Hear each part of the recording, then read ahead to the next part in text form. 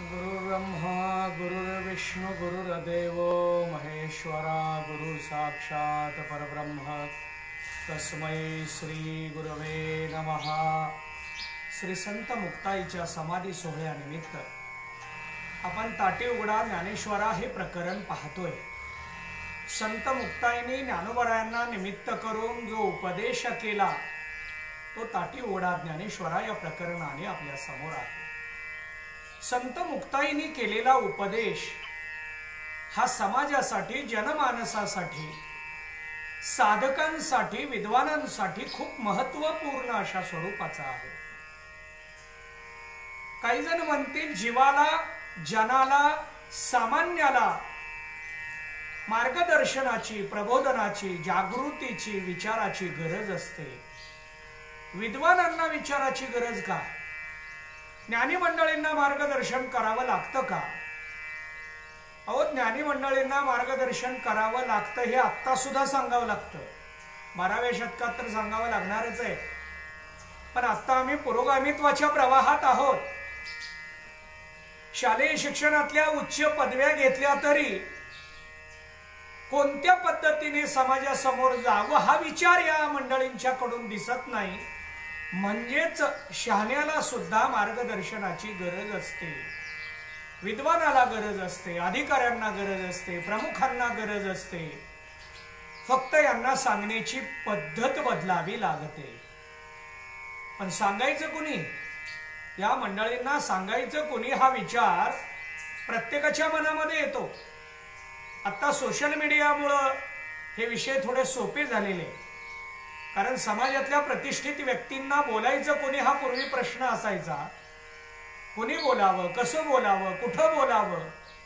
पण सोशल मीडियामुळे आता हे सोपं झालेलं आहे। कोणाच्याही बाबतीमध्ये प्रत्येक जण व्यक्त होतोय। व्यक्ती स्वातंत्र्याचं आता एक चांगलं माध्यम म्हणजे सोशल मीडिया आहे। या माध्यमातून आम्ही प्रमुख मंडळींच्या बाबतीमध्ये काही व्यक्त व्हायला समोर येतो। पण 12व्या शतकामध्ये मुक्ताईंनी विचार केला की भविष्य काळामध्ये सुद्धा विद्वानांना, प्रमुखांना जर मार्गदर्शन करायचं असेल, दिशा द्यायची असेल, तर त्यांना दिशा देण्यासाठी कुणी धजावणार नाही, पुढे येणार नाही। कारण मोठ्यांचे दोष, मोठ्यांच्या चुका दाखवणं खूप अवघड असतं, सांगणं खूप अवघड असतं। आणि म्हणून त्या चुका दाखवण्यासाठी कुणीतरी समोर आलं पाहिजे। या भूमिकेतून मुक्ताई 12व्या शतकात समोर आल्या आणि ज्ञानोबरायांचं निमित्त करून त्या सांगायला लागल्या। ज्यांच्याकडे ज्ञान आहे त्यांनी समाजाला ज्ञान दिलं पाहिजे। मग ज्ञान देताना दान रूपातून ज्ञान द्यावं। ज्ञान देणं याच्यामध्ये सुद्धा आपल्याला याचं चिंतन पाहता येणार आहे की ज्ञान देताना कसं द्यावं, देता येतं का? मग यामध्ये ज्ञान दान करावं, ज्ञानाची विक्री करू नये। ठीक आहे, माझा मुद्दा चालू आहे की हे ज्ञान देणं म्हणजेच बोध करणं, उपदेश करणं। पण हा बोध केव्हा करता येतो? बोध करायचंय। बघा, एके ठिकाणी आपल्या समोर चिंतन आलेलं आहे, जे जे आपणाशी ठावे ते ते इतरांशी, इतरांना ते द्या। जेवढं आपल्याला माहिती आहे, जेवढं ज्ञान आहे तेवढं तरी द्या। प्रत्येक व्यक्ती सर्वगुण संपन्न नसतो। प्रत्येक व्यक्ती सर्व शास्त्राचा अभ्यास करणारा असेलच असं नाही। प्रत्येक व्यक्तीकडे सगळेच गुण असतील असंही नाही। आणि त्यामुळं आपल्याकडं जेवढं आहे तेवढं तरी आपण इतरांना द्यावं। मग हे इतरांना देताना आपली वृत्ती कशी असावी, आपण कुठं असावं? मुक्ताई सांगायला लागल्या, सुख सागर आपण व्हावे, मग बोधे निववावे। मग बोधानं समाजाला, जीवाला, साधकाला निववावं, निवांत करावं, शांत करावं। मग तो आता शांत नाही का? नाही, आतापर्यंत तो संसारावर आरूढ आहे। त्याची वृत्ती विषय आणि संसारात असल्यामुळे विश्रांती नाही कोठे, रात्रंदिवस तळमळ। संसार दुःख मूळ चहूकडे इंगळ विश्रांती नाही कोठे रात्रंदिवस तळमळ याच्याकडे विश्रांती नाही अविश्रांतपणामध्ये आहे कारण विषय आणि संसार हा अस्थिर आहे आणि अस्थिर असलेल्या संसारावर आपली वृत्ती आपलं मन आरूढ झालं आणि म्हणून ते गतिशील बनलं त्याला शांत होता येईना थांबता येईना आणि त्यामुळे त्याला विश्रांतीसाठी कुठं जावं लागणार आहे त्याला विश्रांतीला जायचंय महाराज सांगतात आता मी विश्रांतीला आलो विश्रांती पावलो सांभाळा उत्तरी वाढले अंतरी प्रेमसुख आता मी विश्रांतीला पोहोचलोय विश्रांतीला मी आता प्राप्त झालोय आणि अशा विश्रांतीला गेलो पण कशामुळे श्री संताची माथा चरणावरी साष्टांग हे करी दंडवत विश्रांती पावलो सांभाळा उत्तरी संत दर्शन केलं आणि म्हणून मी आता विश्रांतीला आलो बघा विश्रांतीसाठी संतांच्याकडे जायचं असतं नामदेवराय देवाला सांगतात चला तुम्ही पण आता तुम्हीही खूप थकला आहात या जगातला व्यवहार या जगातला सगळा अधिकार तुमच्याकडे आहे आणि हे पाहत असताना तुमचं मन तुम्ही सुद्धा थकणार आहे तुम्हाला विश्रांतीची ज्या वेळेला गरज वाटणार आहे त्यावेळेला तुम्हाला कुठं जायचं कुठं जावं असा विचार येईल एकच स्थान आहे नामा मने देवा चला तया ठाया विश्रांती घ्यावया कल्पावरी आपण जर संत स्थानाला गेलो तर आपल्याला कल्पापर्यंतची स्थिरता प्राप्त होणार आहे याचा अर्थ कल्पापर्यंतच का मग पुन्हा अविश्रांत का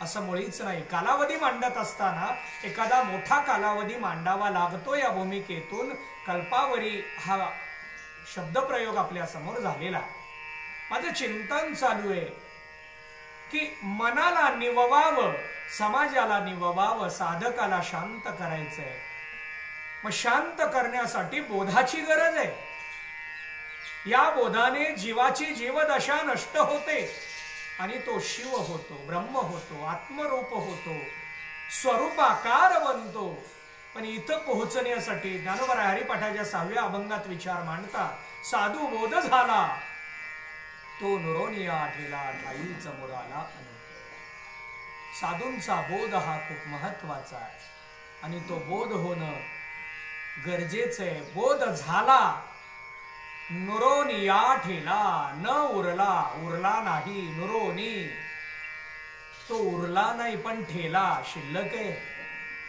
काय उरला नाही काय शिल्लक आहे जीवदशा उरली नाही पण स्वरूप स्थिती कायम आहे जीवदशा नष्ट झाली जीवपणामध्ये तो उरला नाही पण अधिष्ठानाच्या भूमिकेतून तो उरलेला शिल्लक आहे ही स्थिती म्हणजे सर्व दुःख निवृत्तीची स्थिती आहे दुःख सागरातून मुक्त होण्याची स्थिती आहे मग इथं पोचायचंय सुख सागर आपण व्हावे तुम्ही जर सुख सागर झाला सागराजवळ जाणं सागराला पाहणं सागराला स्पर्श करणं सागरावर आरूढ होणं आणि सागर रूप होणं एवढे प्रकार आपल्याला या ठिकाणी पाहता येणार आहे मग सुखाच्या प्राप्तीसाठी प्रयत्न करत असताना सुख प्राप्त करायचंय का सुखावर आरूढ व्हायचंय सुखाच्या शेजारी थांबायचंय का सुखाला पाहायचंय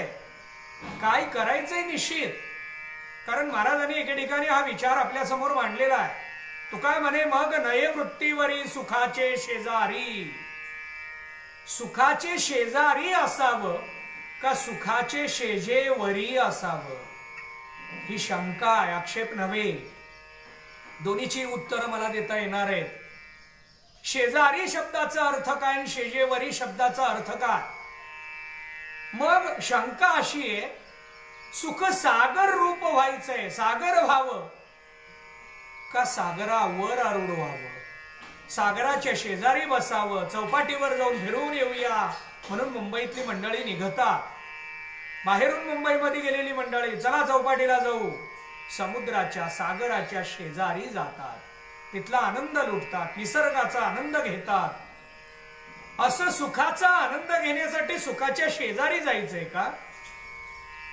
सुखाचं दर्शन घ्यावं, सुखाला पाहावं असा विचार आहे का? मग नेमकं संतांना आपल्याला सांगायचंय ती स्थिती कोणती? मग सुख सागरावर आरूढ झाल्याशिवाय बोध करता येत नाही का? पण बोधानच निवता येतं, निवांत करता येतं, शांत करता येतं। पण या शांत स्थितीला जर पोहोचवायचं असेल तर बोध हा खूप गरजेचा। मग हा बोध करत असताना तुम्ही बाकी समाजाकडे बघू नका, बाकी तुम्ही इतरांच्याकडे बघू नका। मुक्ताई सांगायला लागल्या, बोधा करू नये अंतर, साधू नाही अपपर। बोधामध्ये अंतर करू नका, ज्ञानामध्ये अपपर भाव नाही, नकोय तो। साधूकडे संतांकडे अपपर भाव असतो का? म्हणून तर 12व्या अध्यायामध्ये आवडणाऱ्या भक्ताचा विचार मांडत असताना एक लक्षणं आलेली आहे। अद्वेष्टा सर्वभूतानां मैत्र करुणैवच निर्ममो निरंकार समदुःख सुख क्षमी। अद्वेष्टा, कोणाचाही द्वेष करत नाही, अपपर भाव त्याच्या ठिकाणी नाही म्हणून दुसरं लक्षण मांडलं, समशत्रोच मित्रेच तथा मानापमानयोः। यांना शत्रू आणि मित्र समानच आहे। आपण शत्रूचं स्वागत करतो, शत्रूला बसायला व्यवस्थितरित्या आपण सोय करतो, नियोजन करतो मित्रासाठी। शत्रूला मात्र त्या पद्धतीनं जात नाही सामोरं, शत्रूला तिरस्कार असतो आपला, शत्रूला बाजूला ठेवतो आम्ही, मित्रासाठी मात्र आमची धडपड असते। मित्र आणि शत्रू हा भाव आहे आपल्या अंतःकरणातला। मित्रही शिव्या देतो, शत्रूही शिव्या देतो, फक्त दोघांच्या शिव्या देण्यातला फरक आपल्या लक्षात येतो। मित्र शिव्या देतो तो आपुलकीने देतो आणि शत्रू शिव्या देतो तो तिरस्काराने देतो।